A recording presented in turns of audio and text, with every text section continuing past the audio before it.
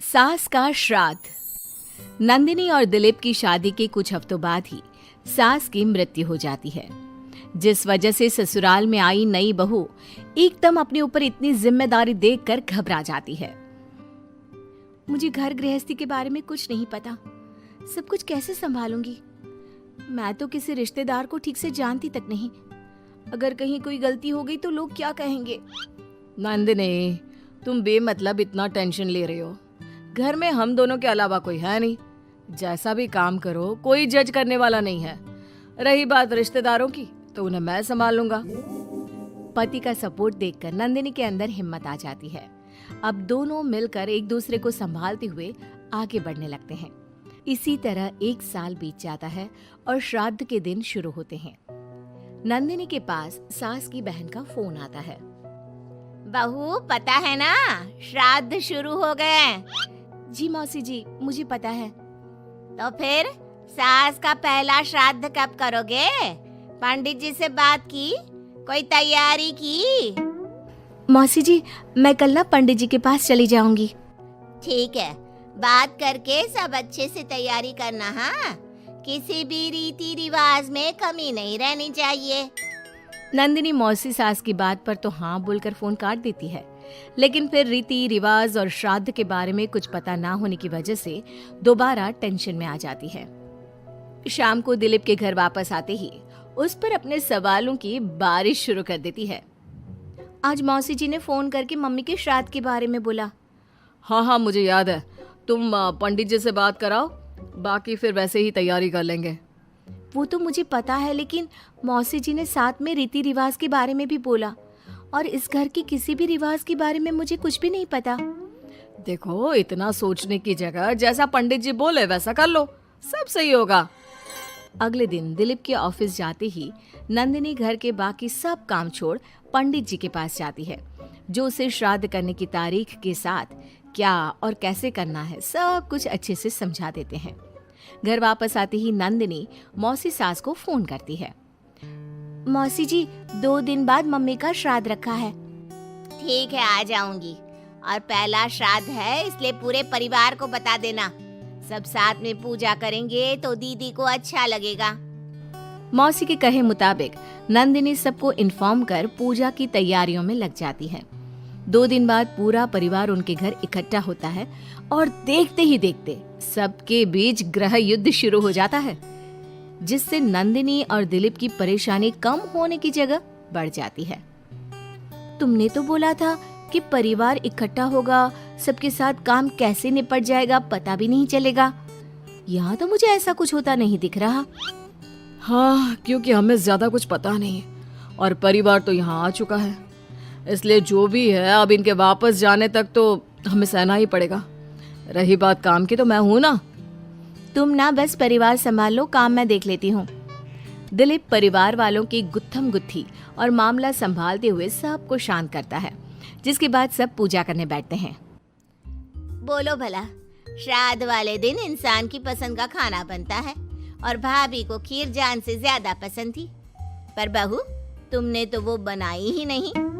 वो एक्चुअली मुझे खीर बनानी नहीं आती, कुछ खराब हो जाता तो बहुत नुकसान होता, इसलिए नहीं बनाई, लेकिन बाजार से मंगवाई है, कुछ देर में आ जाएगी। ऐसी तो आजकल की लड़कियां हैं जिन्हें सास की खुशी से ज्यादा नुकसान की चिंता है, जो खीर तक बाजार से मंगवाती है। मौसी जी, मम्मी की खुशी को याद रखते हुए नंदिनी ने खीर का ऑर्डर उनकी पसंदीदा मिठाई की दुकान पर दिया है। अरे बनाएगी नहीं तो सीखेगी कैसे? माफ करना मौसी जी, लेकिन आज पूरे परिवार का खाना बना है और ऐसे में प्रैक्टिस के चलते मैं इतने सारे लोगों के लिए खीर बनाती और अगर जरा भी गड़बड़ हो जाती तो बहुत खाने का नुकसान होता ना, जो अच्छा नहीं होता। नंदिनी की बात को इग्नोर करते हुए मौसी चुप हो जाती है, जिसके बाद सब पूजा करते हैं और कुछ देर बाद खाना खाने बैठते हैं, लेकिन उन्हें वहां भी शांति नहीं रहती। वो कभी खाने में कमी निकालना तो कभी किसी चीज की फरमाइश करना शुरू कर देते हैं। आखिर ये लोग माँ के श्राद्ध की पूजा के लिए आए हैं या बस ये गलत है, ये वैसा क्यों है, ये ऐसा क्यों नहीं, ये चाहिए, वो अच्छा नहीं, ये सब बोलने के लिए? मुझे तो समझ में नहीं आ रहा, यहाँ श्राद्ध की पूजा हो रही है या इनकी पार्टी। जिस हिसाब से कमियां निकाल कर भी उंगलियां चाट चाट कर खा रहे हैं ना, इनकी तो पार्टी ही लग रही है। बस भगवान करे अब और कोई ड्रामा ना हो। दोनों पति पत्नी इसी उम्मीद के साथ मेहमानों को खाना परोसते रहते हैं। कुछ देर बाद ही मौसी सास का चिल्लाना शुरू हो जाता है। हे भगवान, सब इधर आओ। ये देखो, दीदी की तस्वीर के आगे रखी पूजा की पूड़ी पर चींटियां घूम रही हैं। बहू, तूने दीदी की मनपसंद खीर पूजा में नहीं रखी ना, इसीलिए नाराज हो गई हमारी दीदी। मौसी, आप सबके मन में इस तरह के अंधविश्वास मत भरो। अरे उन्होंने कुछ गलत नहीं बोला। पहले तेरी पत्नी ने घर आते ही हमारी भाभी को ऊपर पहुंचा दिया और अब उनकी आत्मा को भी शांति से नहीं रहने दे रही। इसी के साथ एक एक कर घर में सब अपनी राय देने लगते हैं, जो कुछ ही देर में एक बड़े मुद्दे का रूप ले लेता है, जिसमें सबकी बात और इल्जाम घूम फिर कर नंदिनी या दिलीप पर ही आते हैं। बस करो, आखिर आप लोग हमसे चाहते क्या हो? खुद तो एक दिन भी लड़ाई किए या किसी पर इल्जाम लगाए बिना रह नहीं सकते, तो फिर किस हक से दूसरों को बुरा बोल रहे हो? वो बेचारी जिस दिन से इस घर में आई है सबको खुश करने की कोशिश करती रहती है, लेकिन आप सब उसे टारगेट करने के अलावा कुछ नहीं करते। मौसी जी, आप इतने विश्वास के साथ कैसे कह सकती हैं कि मम्मी नंदिनी से ही गुस्सा है, क्योंकि अभी आप लोगों की हरकतें भी कोई प्यार करने के लायक नहीं है। दिलीप को पहली बार इतने गुस्से में और चिल्लाते देख मौसी के साथ पूरा परिवार चुप हो जाता है। आप लोगों को मुझे जो बोलना है बोलिए, फर्क नहीं पड़ता, लेकिन प्लीज मम्मी के लिए मेरे या दिलीप के प्यार पर उंगली मत उठाइए। माफ करना पर यकीन नहीं होता, एक ही परिवार में लोगों के बीच इतनी कड़वाहट कैसे हो सकती है? सब एक दूसरे को नीचा दिखाने का मौका ढूंढते रहते हैं, सबको दूसरों में कमियां निकालनी है। क्यों? रही बात चींटियों की, तो बस वो तो पूड़ी पर रखी चीनी ले जा रही हैं। आखिर उन्हें भी तो अपने खाने का इंतजाम करना है। नंदिनी और दिलीप की बातें सुन परिवार में सन्नाटा छा जाता है।